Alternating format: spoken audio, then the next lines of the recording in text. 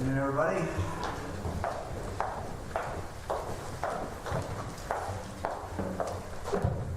You all set? Well, let me first thank our sign language interpreters. Thank you very much. We're grateful for what you and your team have done and making it so that those who were hearing impaired can hear our press conference and hear the questions and hear the answers. So we're very grateful for that. In a moment, Dr. Acton will bring you up to date on the figures that we have. Each day, what you're seeing is what we expected, which is the number of confirmed coronavirus individuals who can confirm that they have this will continue to go up. You'll see they've gone up today. We have more testing going on. We're seeing more hospitals starting to come online in their ability to test, and that will also continue to increase the numbers. But again, this should not alarm people. We knew this was coming. We knew that there were many people out there who are who would test positive if they were tested. Many people already have this virus and are walking around in Ohio. Many people are spreading it, and many people simply do not know they have it. And some of those individuals will never know they had it.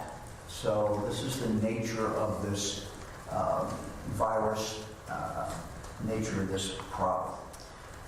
Again, in summary, as we caution people to be so very, very careful, you don't know who has it. This is just the very, very nature of it. Particularly the young, they may not show much signs of this at all, we're told. But they certainly have the ability to spread this. Twice as contagious as the flu. And all know the flu is very, very contagious. It's also 20 times more deadly. Let me now ask Dr. Acton to come up and give us some figures and some comments. Thank you, sir. Let me start with our figures for today. And we have right now, as of our last testing batch, we have 26 confirmed cases in Ohio. So we started at 1 on Monday and we're now at 26. The illness onset ranges from the 7th of February now to the 13th of March. The age ranges are 31 years old to 86 with a mean age of 53 years. So it's my age. Sex, 12 females, 14 males. 7 hospitalizations and 0 deaths. There are a number of counties involved. I'll let all that be on our website. But I'll come up and give some more information after you go. Thank you very much.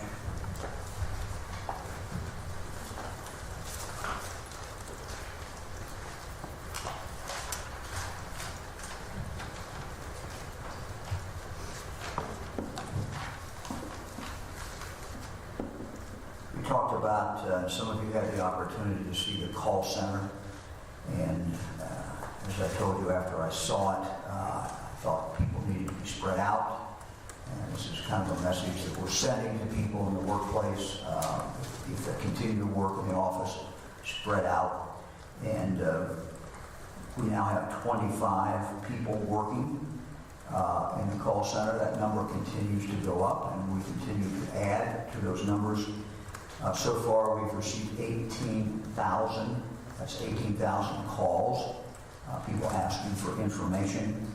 As of today, between 9 o'clock and 12 o'clock, we had 1,400 calls. So 1,400 calls as of noon today. Again, we know that some people are calling and not immediately getting an answer. We would suggest that people go up online, coronavirus coronavirus.ohio.gov. That's coronavirus.ohio.gov. Those would be a lot of the information is actually up online, and people can get that. And so we would suggest they start with that. If they still have questions, they certainly can move on from there. We'll cover a number of just kind of miscellaneous things as we go on here to keep you up to date on what's going on here in Ohio. The casinos are closed. The casinos are closed, but the horses on several of the casinos are running. So that continues. Let me comment. We have some questions about visitation or visiting at nursing homes. I want to clarify the order. The order does make an exception for end-of-life situations. That includes family and clergy. That is end of life. So again, that is an exception that was written into the rule that we wrote. We did not specify clergy. It was implied, but we want to make sure people understand it, and nursing homes understand that clergy is included for end-of-life situations. Let me revisit the issue of daycare. Again, social distancing is a key. Daycare settings, virtually impossible to have social distancing with 2-year-olds, 3-year-olds, etc. So the recommendation from the doctors is that if you have the ability to take your child out of that setting, you should do so. Yesterday, the Department of Health and Jobs and Family Services was on the phone with about 1,500 daycare providers going over rules, regulations. They have put out specific guidelines, enhanced guidelines in regard to sanitation, sanitary rules, also strong suggestions in regard to, if the setting allows it, the compartmentalization of children. In other words, if you have kids that are only together with each other, and then in another room you have kids, so there's no intermingling. If there is an outbreak, then at least you've confined it to that particular room and the children in that particular room. Again, this is common sense, but it's important to emphasize. Let me talk for a moment about mental health challenges. I'm going to ask Chris to come up here in just a moment. What we know, the professionals know from looking at past pandemics, is that mental health challenges go up. This is a difficult time for people. So again, we would emphasize take care of each other. There are things that, even though we don't want to have people have physical contact, get too close to each other, it's still the telephone. There's other ways to communicate. If you've got a neighbor who's isolating herself or himself, and they're elderly, if there's ways to reach out to them, maybe provide food. Their life has to go on, and I guess the message is if everybody could take care of everybody else's grandmother and grandfather in the community you live in, that's probably a very, very good thing. And as I said the other day, we just, we really, really have to take care of each other. We are seeing a lot of people who are stepping up and really wanting what they can do. And I'm going to ask in a moment Lieutenant Governor to talk a little bit about that. We'll have more as we move on. Let me just say, we're in this for the long run. This is not going to end overnight, so people have have to understand that, and as they look at how they're helping friends, and even emotionally, they have to start looking at this. I think we all have to start looking at this as if this is going to be here for a while, because it is. We know that. We have the opportunity to use telemedicine more. We have the opportunity to develop even more distance learning. These are two things that will come out of this. We look at this pandemic with all the bad things, but I think the odds are that we're going to see some of these techniques, some of this ability to communicate with people move forward, and we'll probably never really move back completely. So that's probably a good thing. That is, in fact, a good thing. Let me introduce Lori Chris, Department of Mental Health and Addiction Services. Again, we're concerned as we go through this with everybody. We're concerned with people who have an addiction. We want to make sure that they can continue to get the support and the help that they need. We're also concerned with people who have mental health problems and challenges, that they have the support and help that they need. Lori, I'll ask you to come up, and then John, if you can come up after Lori does. Thank you, Governor. So, no sector of our society has been immune to the impacts of this public health crisis. And one area that I'm primarily responsible for in the Governor's Cabinet is behavioral health, so supporting those Ohioans with mental illness and with addiction issues.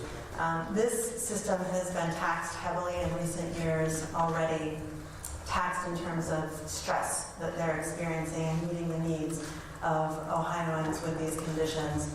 And so this behavioral health system is what we're making every effort to support.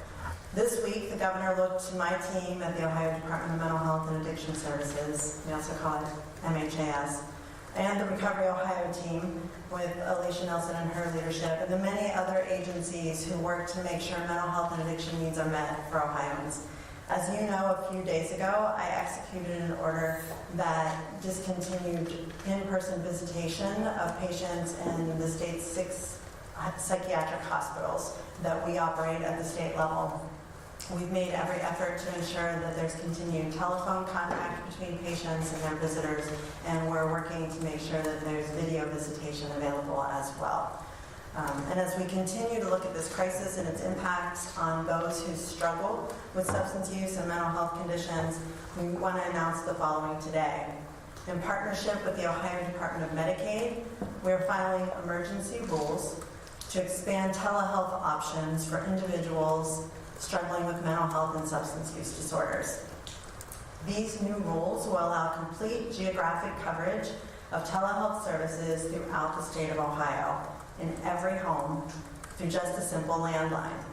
This is important because we know that broadband and cellular service aren't available in every community, and this, in fact, is something that the Lieutenant Governor has been taking on in our state. This also eliminates the need for special equipment to connect through video conferencing.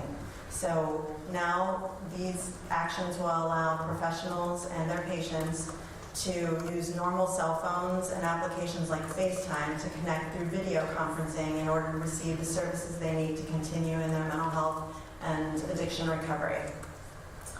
It also allows us to eliminate the requirement that a person be seen for their first appointment in person with a professional.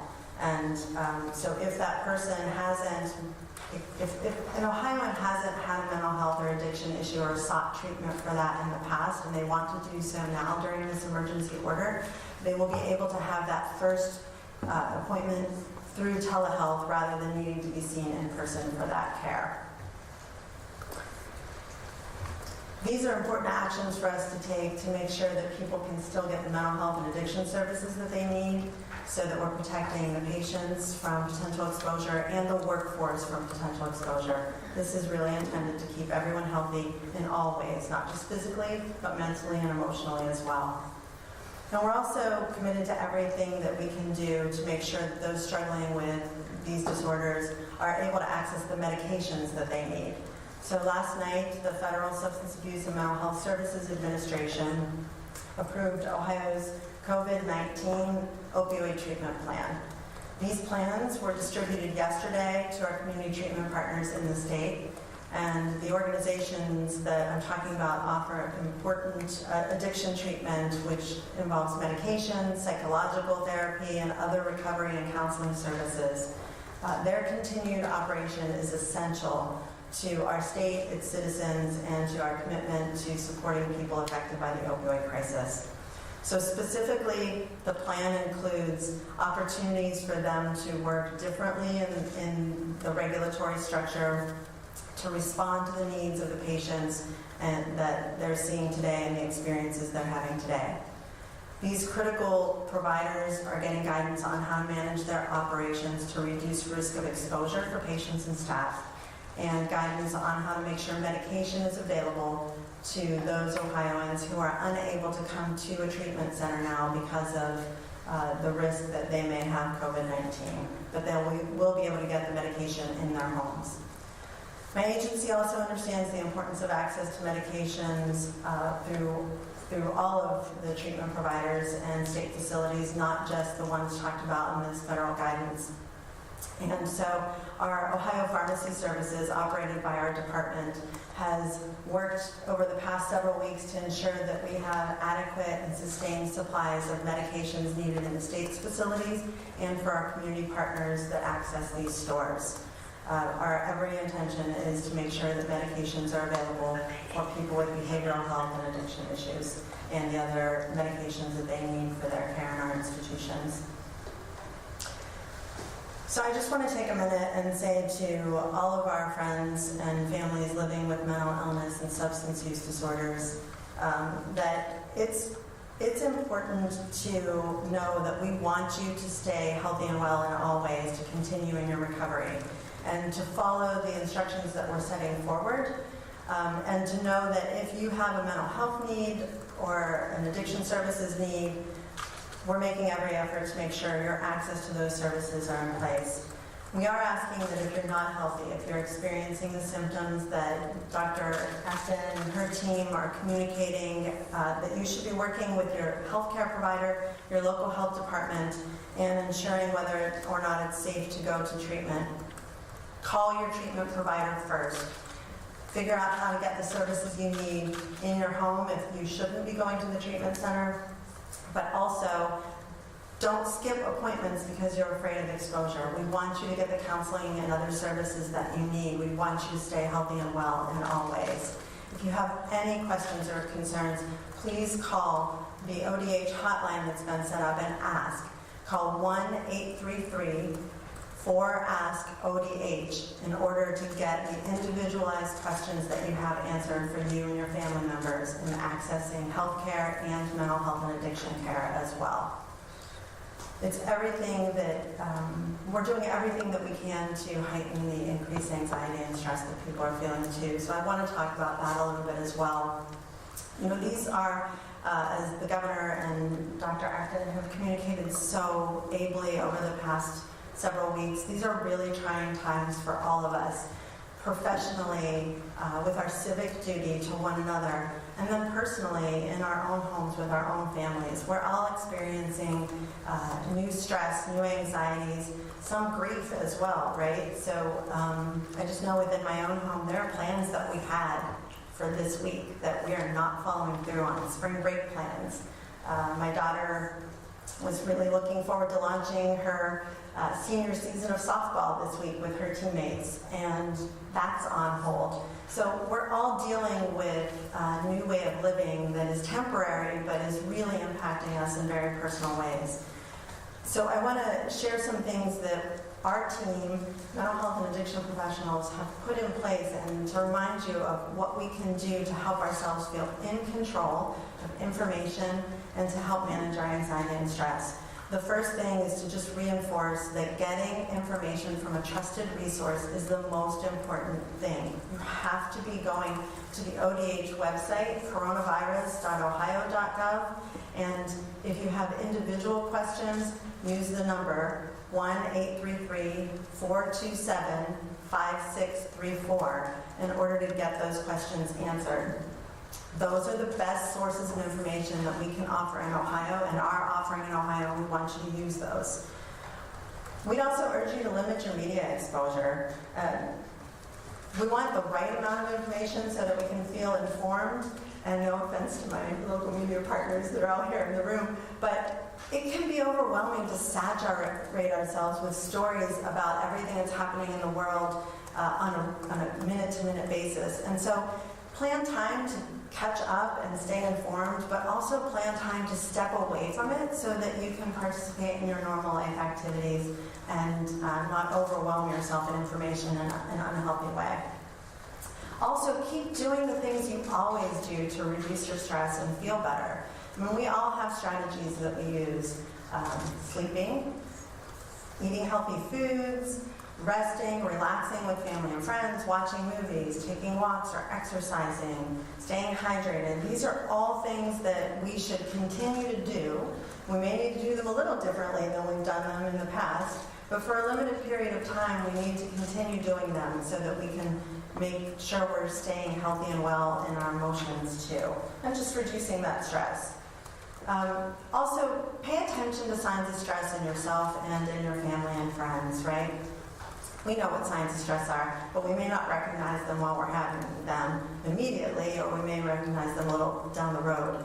But if you find yourself worrying a lot or having thoughts that you just can't get rid of over a prolonged period of time, so maybe a couple of days, that's time that you could reach out to talk to a friend for support or to talk to a professional for support. If you're eating too little or too much, if you're sleeping too little or too much, these are things that are signs of anxiety and stress. And so know those, monitor those, take a break, do something that's healthy for you and your family. If you're increasing your arguments with families or friends or feeling a little more edgy with people, those are other signs. More serious signs, if you're feeling helpless or hopeless, those are times you should reach out quickly for help. We don't want you to feel helpless and hopeless and have thoughts of hurting yourself or someone else. So these are times where you can reach out and get help for stress management as well. And oftentimes when people are feeling increased anxiety and stress, they'll turn to using alcohol or drugs or other substances more to help manage some of that anxiety and escape a little bit. That's another sign that you're not headed in the right direction with stress and anxiety management. So we're saying if you see that increasing for yourself or a family member, do other things for stress management and reach out for help if you need. We've provided the ODH helpline with information about where you can get resources for mental health and addiction services, and so you can call that number. They've got fact sheets on what you can do and who you can connect to at the national or local level for any of the services that you need. Thank you. Thanks, Lori. Thank you, Lori. That is tremendous advice. And one of the things that the governor has asked us to do, and that we have a team of people working on in the administration, is not only to do what Amy's doing to keep you updated on the latest health issues, but we're also working on what's coming next. And we know that the circumstances that we face are going to create some social and economic stress in people and families and communities. That's the history of what happens in pandemics. And people's lives have been dramatically changed in a matter of a few days. You ask yourself to look back about how you saw the world last Saturday versus this Saturday, and it has dramatically changed. I know that 10 days ago, our workforce team was working on how we're going to find enough talent and employees for the businesses of the state. And 10 days later, we're talking about the unemployment compensation system and how we're going to make sure that safety net is available for people. In our society today, we have become accustomed, particularly in the last 10 years, to on-demand everything. through the supply chain that we have, through technology. We're not accustomed to waiting or being inconvenienced. And we are now in a time where that is going to occur. We're going to have to wait. We will be inconvenienced. Our lifestyle, our economic circumstances will be impacted. And as we have been talking about here at this podium, we need everybody to rise to the occasion to help us collectively overcome the challenges that we're facing. The two words that I would use are patience and understanding amongst each other, within our families, and within our communities. And the good news is that the governor has been receiving, and I have been receiving, from people who want to help. We've been getting texts and messages and calls. Hey, our church would like to help. How can we help? And how can we safely help? Because we're also talking about about keeping social distance. Some of the things that we would recommend, particularly for those who are younger in the lower risk populations, is there an elderly neighbor or someone that needs your help? There's somebody in your neighborhood that needs a meal. Is there somebody in your neighborhood who's elderly who could use an errand? If you're better situated to provide that service to them, then please help. Please do so. The American Red Cross has said that they need blood.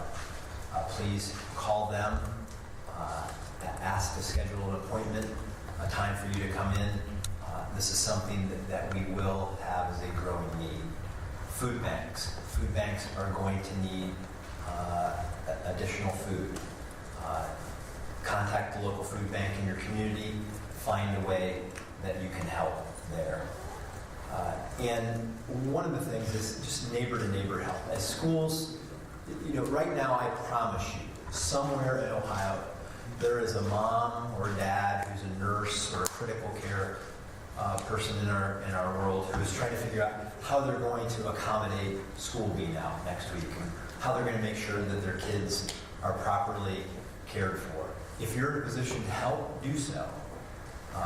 One of the things that we have through social media and the other contacts we can make is that we can become a care network for each other, a support network for each other, where we identify opportunities for people who maybe have more time on their hands than they once had, that can be a help to somebody else who is important to responding to this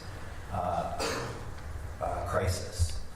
We know that there is a tendency when a crisis hits to look to yourself. So I say this, so if you've been hoarding things, if you have been to the shopping, to the grocery store, and perhaps you've accumulated an excess of something that maybe somebody else in your neighborhood could use, have a generous spirit. Find out how you can help other people, because we're all in this together. We will continue to update on volunteer opportunities and ways that people can help in the coming days. Thank you. I told you yesterday that we received a waiver from the United States Department of Agriculture in regard to the delivery of food that our schools get in the federal school lunch and breakfast programs. We've issued guidelines which provide that any child 18 years of age and under is eligible for this food. So this will be administered by nonprofits and by our schools, primarily by our schools, but in some cases we have nonprofit community groups that are involved in this. So the point is that there's no requirements for his income. This will be available to anybody 18 years of age and under. I just got off the phone about an hour ago with representatives of the dentists in the state, and then a separate call with the veterinarians. I'm going to ask Dr. Acton to come up here, and then Dr. Andy Thomas, and talk a little bit about this from the point of view of what we're seeing in supplies. But our request to the veterinarians and request to the dentists is that they postpone elective surgery We would say that to everybody in the public. If you could postpone elective surgery, that is a very, very good thing to do. One, it will make sure that if your surgery involves going into the hospital, that hospital room will be kept open. But also, even if it's surgery that you never would be required to be really in the hospital, have the surgery and go home, that still will consume some personal protection equipment that the doctors have and nurses and other health professionals. And so I'm going to ask Dr. Acton to come back up and talk a little bit about that. Thank you, everyone. Good afternoon. So first of all, I just want to say, and I really need everyone to sort of focus on this now, coronavirus is amongst us.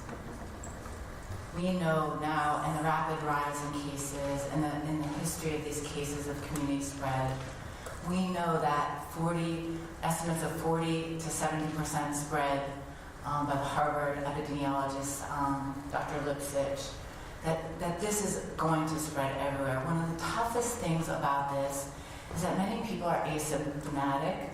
Many people may have already had COVID-19 and thought they had the cold or the flu. And history over time will go back, but the most important thing, we have a lot of talk about numbers and tests right now, but we're way past that. And I think it's important to all my colleagues across the country and to everyone to remember, I've heard words like we're flying blindly. We are not flying blindly. We have science behind us.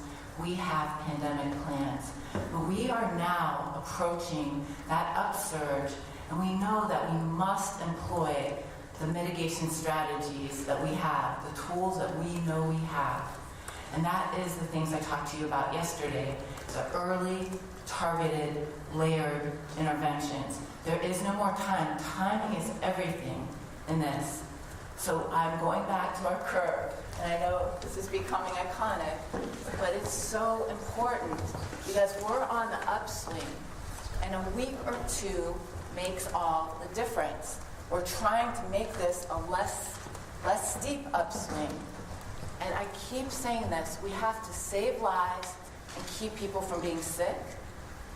But we also want to talk about the line here.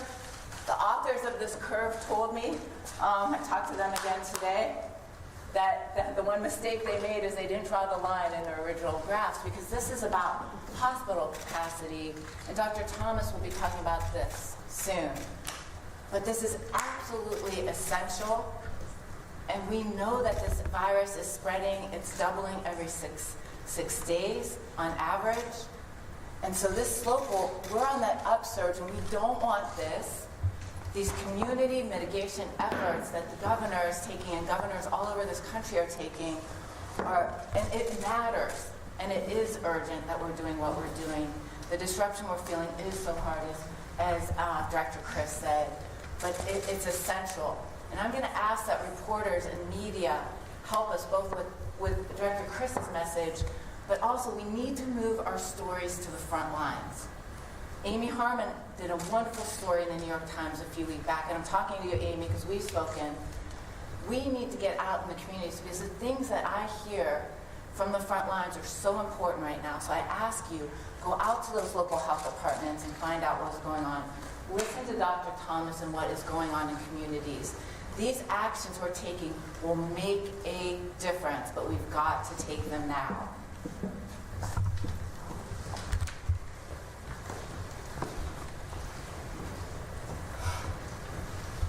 We do have a compass. We know what we do is perfectly imperfect. And I know it is so hard at a time like this, with a flood of media, to tolerate ambiguity. There is going to be ambiguity, but I've already seen incredible genius. And when we talk about what our hospitals are doing, I think you'll be very impressed. A lot of you are hearing about, personal protective equipment, and the moves we're taking, asking for the limitation of unnecessary or perhaps elective surgeries is essential. The truth is, and you've known this, and you'll be hearing more about it in days to come, There's a limited supply of this. This is the N95 mask you're hearing so much about, and I'll let folks come up and take a look. This is the one that has to be fitted to healthcare professionals. There's different sizing. It's important because getting that perfect seal, we have a great shortage of these. You're hearing about a national stockpile. We have some, but the numbers are nowhere near what we will need. We're hearing from the front lines that there's already a shortage. These are surgical masks. They're different. While they don't protect the spread of for the healthcare professional, they are useful in putting on a patient who is suspected so that they don't cough the respiratory droplets onto people. These shortages are real. We are going to see new things in healthcare, new innovations. But the fact is, we are going to be preserving this, and we're going to be making calls and asks and potentially orders come Monday to help us take the ones that are out there in circulation, perhaps in an ambulatory setting, perhaps for elective surgery, and redirect them so they can be used by our healthcare institutions. We've got to take the healthcare situation very, very seriously. Look at Italy. They do have a good healthcare system. This will tax any modern healthcare system, what we have ahead. I want to talk about the 6 feet also. The numbers are coming up, and we're talking about 3 to 6 feet of separation for folks going. But I thought today on the way here about 6 degrees of separation, the Kevin Bacon rule. So Kevin Bacon is going to be used here. But the fact is, what we're doing, these measures seem so drastic, and when you're healthy, again, I drove home last night and it was eerily quiet on the streets, and you're thinking, I'm healthy, what does it matter what I'm doing? It is about Kevin Bacon's grandmother. It is about those 6 degrees of separation we all have to each other, and this exponential spread. Every time we go out and about and infect 2.28 more people, as the latest stats show, that those are going out and doing the same. It's logarithmic, that curve goes up, and we put that stress on the healthcare system. So we've got to think about this in a different way. I know we're not socialized to think this way, but it really does matter what we each do. So I think I'd like to turn it over to Dr. Thomas. Good afternoon, Andy Thompson, Chief Clinical Officer for the OSU Wexner Medical Center. I've been asked to make a couple of comments about steps that hospitals and physicians and providers in general have been taking over the past week related to the COVID-19 outbreak. I think many of you have seen in both the local and regional sense a number of facilities have put forward swabbing stations, the ability to increase with the access to testing now in the state of Ohio, the ability for patients to become swabbed, essentially to have specimens collected to be tested, are being set up at the local and regional level across the state. Obviously, hospitals and physicians are gearing up for taking care of these patients, whether it's someone who needs to be in the ICU or someone who just needs to be seen in the emergency department, swabbed, and go home. It's an important aspect, as you've heard, about the capacity of the system to make sure that we are doing all of our part to make sure that we're preserving that capacity for the future. Many of our hospitals across the state have begun in this past week instituting visitor restrictions. So I would highly recommend, if you are planning to go visit someone in the hospital, to check that hospital's website to make sure there aren't restrictions either around age, around the number of visitors in any given day or any given time, to make sure that you're not going to make a trip then that you won't be able to get in and see someone at the hospital. Many hospitals have also implemented screening of visitors at entrances just to make sure that someone who has a high-risk exposure, either from travel or exposure to an individual, or certainly someone who has current symptoms, is not coming into the hospital setting and bringing that virus potentially into where there may be people ill with other things. And last, certainly but not least, as you heard about the potential concern for PPE, as Dr. Acton has shown you, the hospital medical advisory group of physicians and hospital leaders across the state has been meeting over the past week, and one of the issues we've been talking about is developing criteria for how we limit the performance of elective surgical cases and other types of medical procedures. That really has a threefold benefit to the system at this point. First, it's a little bit difficult in many hospital waiting rooms to practice social distancing. Having fewer people at the hospital makes that easier to do. Certainly, if we can postpone a procedure or postpone a surgery for weeks or longer, and that's not of danger to the patient, it might be the right thing to do just from the social distancing alone in terms of people being near each other. Secondly, as the governor mentioned, if that patient needs to be in the hospital after their procedure, when we can safely postpone it, that will preserve that hospital bed capacity for patients with COVID-19. And third, it preserves these very important pieces of our inventory, because this is what our staff, this is what our patients and their families need to be protected when someone is in the healthcare setting. So the hospitals across the state, under the guidance of the Ohio Hospital Association, are coming together to develop criteria about when something can be safely postponed. Obviously, we would never want to put a patient's health at risk trying to solve one problem by creating another. However, there are elective procedures that if they were delayed a period of weeks would not be any danger to the patient.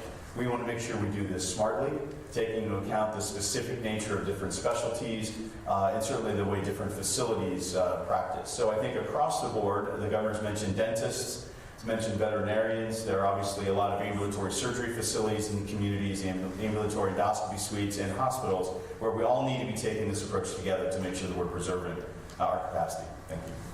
Anything? Sure. I just want to add one point. Dr. Thomas was saying, these drive-through capabilities, you're hearing about them. A lot of this is strategic so that we don't bring people in the emergency room. However, it's not a drive-up like McDonald's. You must be screened. There still is limited testing. We're trying to use it for the most high risk. So many people might be told, many of us will end up having COVID and be asked just, don't even get tested, stay home and ride it out like the flu if you're healthy. This is really, after you've had that doctor's or primary care provider screening, then you'll be told, where to go. This isn't sort of a drive-up option for all. There just won't be that capacity to test for a long, long time. So we're using this very strategically. You've probably read about Colorado. So that's not what this is. Our hospitals are running something in concert with primary care folks. Thank you very much. And finally, just a comment about kind of endurance. We know there's going to start to be some fatigue looking this way, but I think we have to get our head wrapped around that this is not a sprint. This resembles more of a 2-mile race. It's 10,000 meters, whatever analogy you want to make. Maybe not a marathon, but it's going to be a while. We don't know when this peaks out. We don't know how fast it goes back down. Best estimate, Dr. Acton has is late April, early May, as far as when it might peak. So we're going to be doing this for a while, and so we need to kind of get our head wrapped around this. This has been a long week. A lot has happened in a week. We've gone from virtually no positives to 26 positives. Next week we're going to go continue to see those numbers dramatically rise. So I just think we're in this for a long run. We've got to get our heads set to do that. We will have no press conference tomorrow at 2 unless something that is particularly significant and something that we really need to be able to communicate directly to the public. Again, the more that we can distance ourselves from everyone else, the better off everybody else is, and we are, and our family is. So everyone has as Lori said, everybody has their own diversions. I'm not going to give you my book list of suggested books or Netflix. My granddaughter Izzy sent me a list of things that you could watch on Netflix. But everybody's got their own way to kind of pull back. But it is important that we in fact pull back. Disney Plus, whatever. My friend Dan McCarthy, who's our legislative director, who the press team here knows, he reminds me that they're racing tonight They're racing at Northfield and at Miami Valley and maybe other places. And there's just the horses, but and the necessary people there. So no spectators, but you can watch that. I'm told online. So we'll be happy to respond to any questions. Since Jim Oddie had the last question about toilet paper yesterday, I'm sure he has raised his hand and back and would like to ask a question. Mr. Oddie. Dr. Atkins, if you go down the list of county cases of confirmation we had in each county, do you have that list? I do have that list, and we'll put more on the website. Right now, we're working really hard to make sure that folks are saying the county where you're tested, and different people fill out these forms, so I'm working on clarifying sometimes where someone lives and not. So that work is being done, but what I was given was Belmont 2, Butler 4, Cuyahoga 11, Franklin 1, Lorain 1, Stark 3, Summit 2, Trumbull 2. I can tell from what I've heard on the ground or by folks calling me, there are other counties implicated, so I'm thinking sometimes they're listing where they're getting the test and not always where they actually live, so we're working on that. Can we get some clarification on the masks? Are you asking veterinarians and dentists to fork over their supply to hospitals, or If they have extra, we would like to get them in. We would also ask them to forego the elective surgery. And so both of these things would be helpful. Yes, so we'll have a lot more details at a press conference, which we will have on Monday. We have a group of, again, it's been just a privilege to witness the ingenuity and creativity, but all the hospitals are working together. Primary care docs, all these folks are thinking strategies. They're working with our EMAs and our emergency preparedness people. So what we anticipate, we're toying around, as you will see in every state, ideas like people bringing in the mask for potentially to the EMA sites, and we're looking at even ways we could cover those costs of what folks paid. Again, no price gouging, none of that. These masks are vitally important in the days ahead. And the stockpile with the reliance that we've had on this being made in China, I'm sure the distributors can talk to you about it. We've been in sort of not a rationing, but we're conserving. And folks have already implemented all those measures for weeks. Weeks ago, we started that process. So this will become more of the story as time goes on. is there any ability for manufacturers in Ohio to just start producing these? That would be a great question for the distributors, but I'm understanding that is not something that could turn on a dime. So these measures we're taking, I know they feel a lot MASH-like. They're actually scenarios that have been planned for in pandemic plans, and we sort of play out how we do this. So we have a playbook, but then each state and each locality is a little bit unique, and so we're working with the leaders throughout all these industries, and that's what I want to say. We have got to focus on the people of Ohio and what they need. And there are so many people out there making new policies, breaking the rules. These things will not get in our way. We're going to use ingenuity, and we're going to maximize everything we do.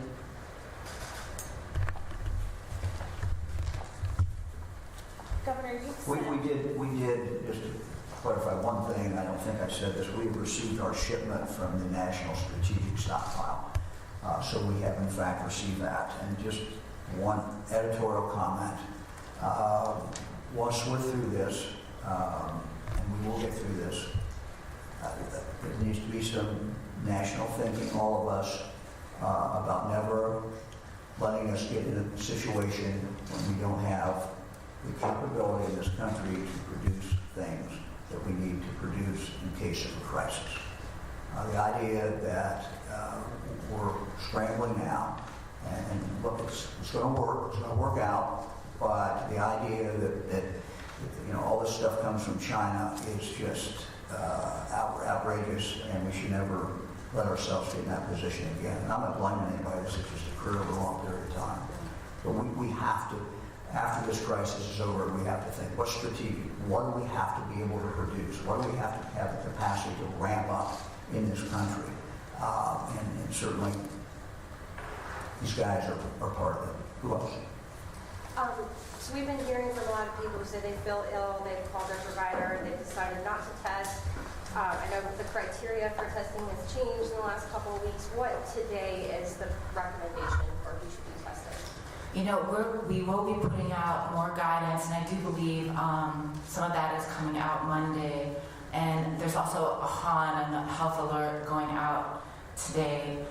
You know, this is a transition. I've always said all along, we'll eventually get to a place where we actually be talking, we won't be following PUIs as much because we need to focus on the cases now. And this is typical. Once you're out of that containment phase I keep looking because there are 6 phases of a pandemic, and once you're out of containment and we know there's community spread and we're going to these mitigation strategies, you know, it's not of the greatest public health benefit anymore to go after every PUI, and there's just, the numbers are, you know, they were way above 250 the last time I checked, so that's not even physically possible. So we assume that community spread, and similarly, physicians will start to listen to your symptoms the way they would with a cold, or they don't always do the swab for the flu. They assume you have the flu, and they might say, you know, it's a benefit to just stay home and treat it with the comfort measures. So I anticipate doctors will be saying that, and I'll say that to patients out there. Again, most of us, the good news is most of us will experience this in the usual miserableness we experience a cold or, you know, the flu. And it's okay to ride it out at home and not expose other people. And that's where you might do this self-quarantining. You might stick to your own bedroom and kind of keep it from the rest of your family members and take all those old things we've been talking about all along, the hand washing, the distancing, because we can just assume there's a chance you might have it, but it really won't make any difference in your course. But it is the high-risk groups, and remember who they are. You know, it is our elderly, but as we said, it is a much more deadly thing. So no matter, even if you're healthy, it is our people with pre-existing health conditions. Let me add that to diabetes, heart disease, respiratory, obesity even. We have people who, you know, are on dialysis. There are folks who have underlying illnesses, even children who are immunocompromised or have an underlying illness. You know, that's, you know, talk to your provider. They will treat you a little bit differently as they do this history. And if you're feeling a rapid change, so, you know, you're going to have some cough. You might have a little bit of that feeling of not feeling good when you're breathing. But if you really start to have difficulty breathing, no matter who you are, even if you were previously healthy, that's when you take action and do something about it. You call ahead, as we've always said. You know, don't go into a waiting room. Call ahead first so they know that you're suspected, and they'll whisk you into a room and close that door, and the healthcare providers will remain protected. Similarly, even you can call ahead to go to the emergency room, and that's a good idea as well. Let them know you're coming, and they'll whisk you in a different way. They're screening at the door, and they'll just whisk you into a special negative room.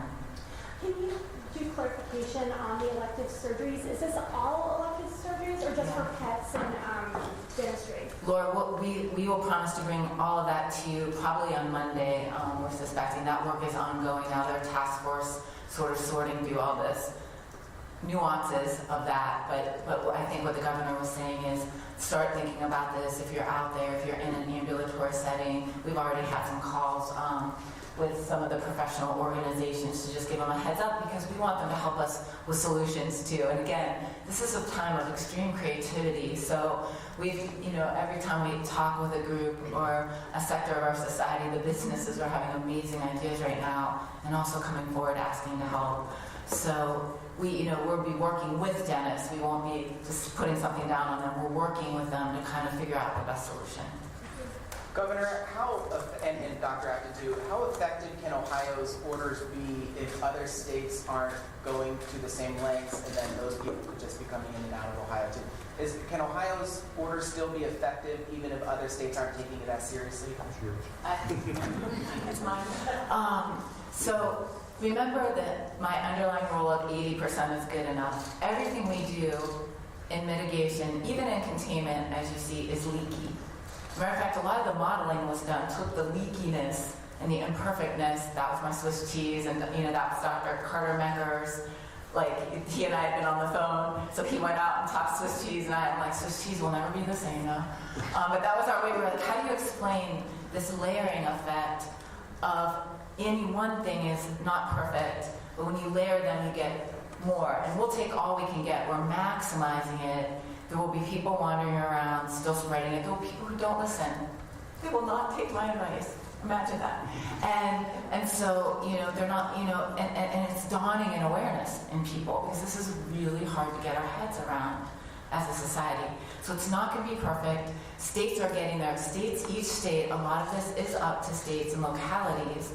And we all know the playbook, but we all have different restrictions. I mean, and I'm blessed to have a governor who's, he knows what the right thing is, he's going to do it, and he understands that timing is everything.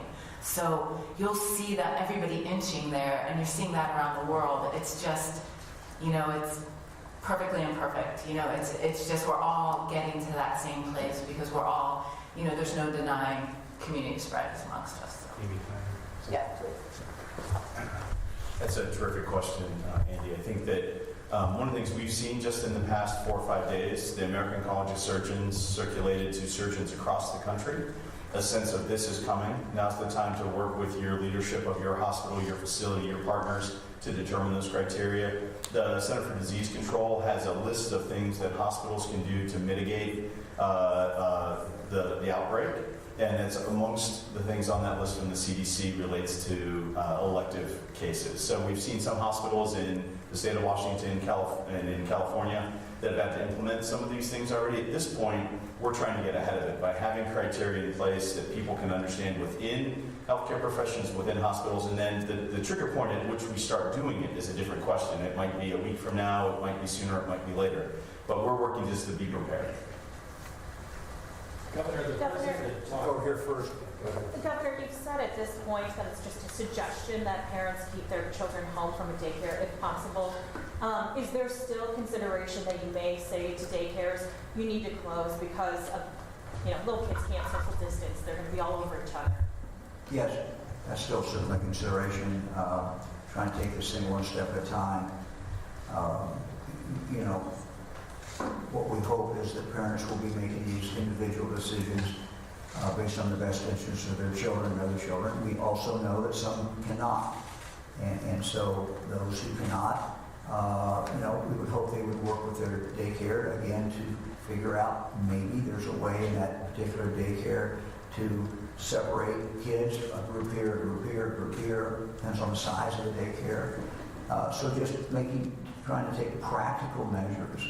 Again, as I said a few days ago, government can't do all of this. Government shouldn't do all of it. In fact, what individuals do collectively is a lot more important than any kind of rule or any kind of order that we can put out.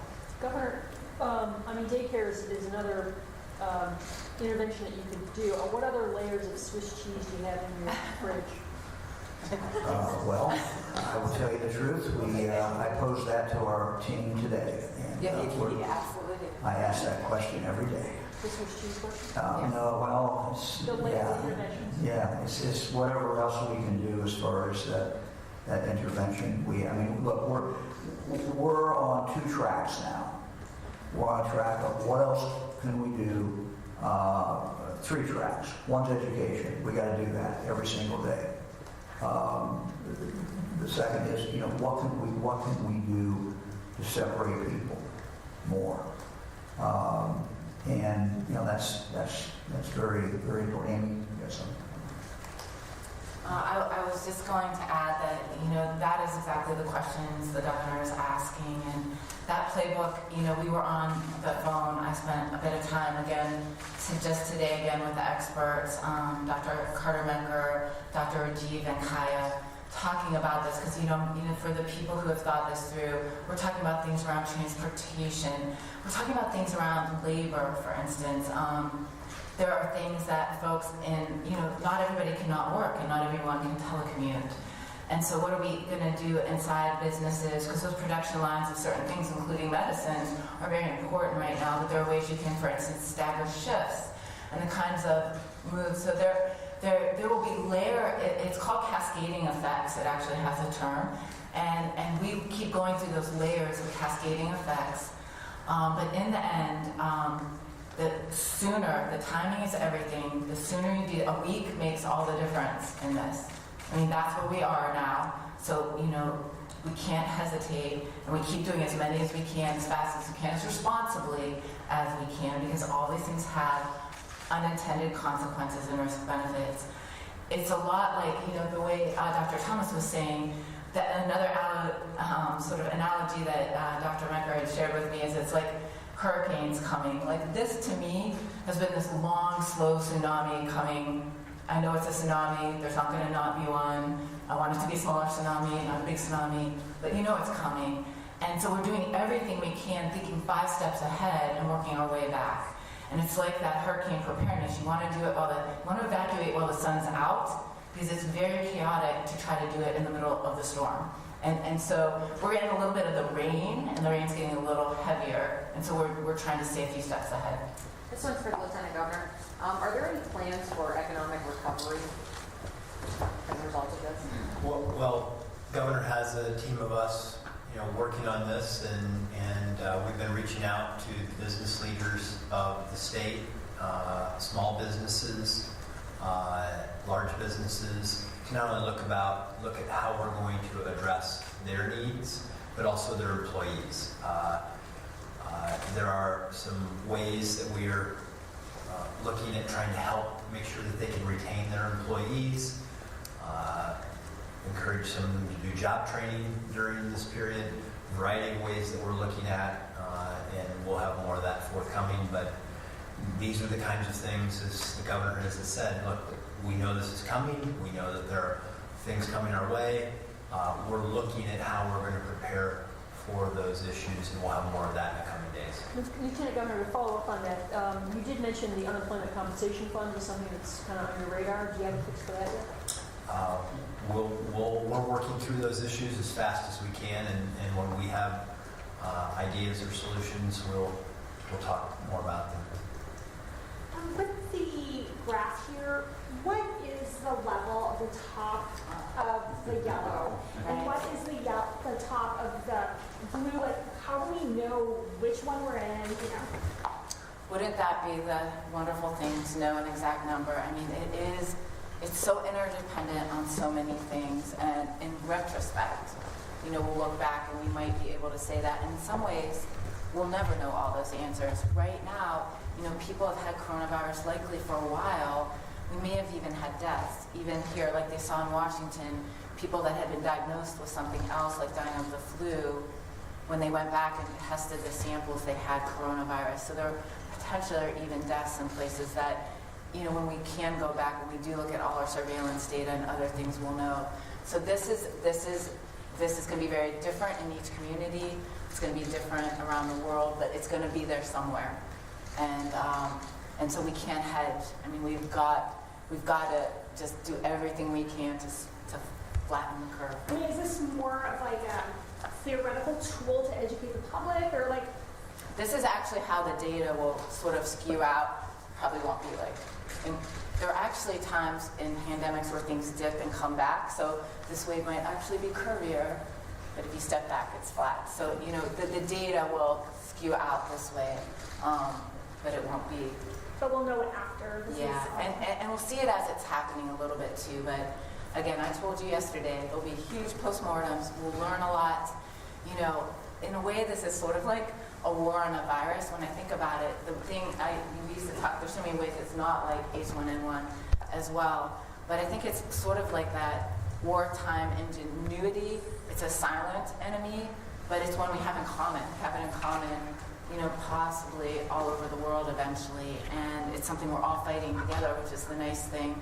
And there'll be all sorts of innovations that come out of this that I think will be lasting changes. There are fixes in my bureaucracy that I've loved to fix all along. A technology went or something, and boy, in a crisis, people managed to fix it. So there will be ingenuities. I joked about, you know, there'll probably be a baby boom, but I think that's the kind of thing we're looking at right now, and that's the reason why we need the unity that we're talking about.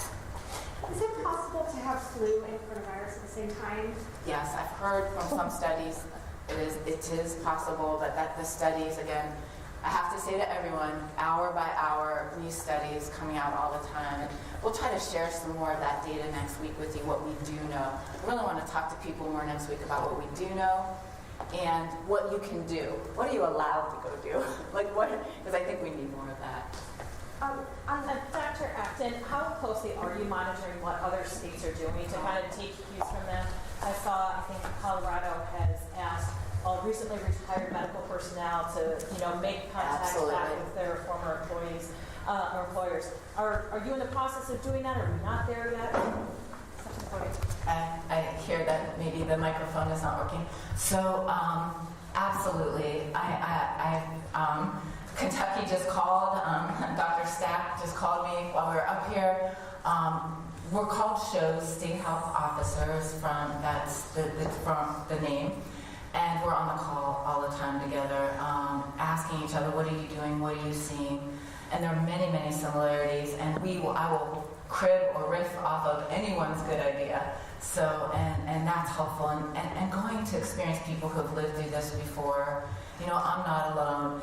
What the toughest thing for me is I'm not going to talk to you like a modeler. I'm used to talking to patients. I am a doctor. Preventive medicine is my background. But, to me, I think the most important thing has been trying to break this down into something people can understand.